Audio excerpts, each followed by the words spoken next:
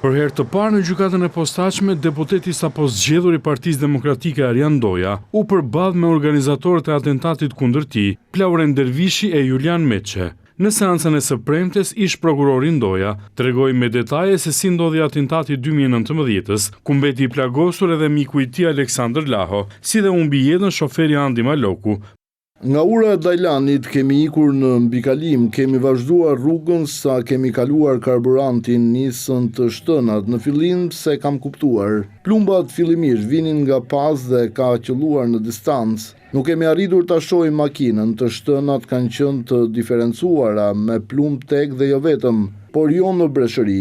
Kanë qenë 2 armë, vetëm në sediljen time kanë qenë 13 preda. Të shtënat kanë zgjatur rreth 10 sekonda.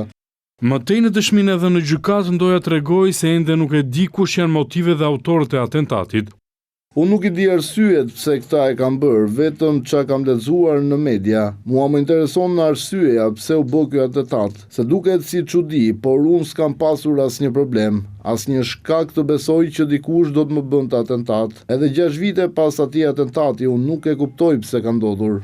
Ish prokurori tha gjykatës se Pëllum Muharemin, që vijon të jetë në kërkim nga SPAK për tjetërsimin e pronave në gjirin e Lartësit, nuk ka më kontakte pas ngjarjes së ndodhur në vitin 2019, ndërsa u përplas në sallën e gjyqit edhe me Flauren Dervishën e Julian Meçen, të cilët SPAK i akuzon si organizator të atentatit. Të dy këta të fundit kërkuan sqarime nga Ndoja për një atentat të ndodhur në Durrës, ku ata mbetën të plagosur në qershor të 2019-s.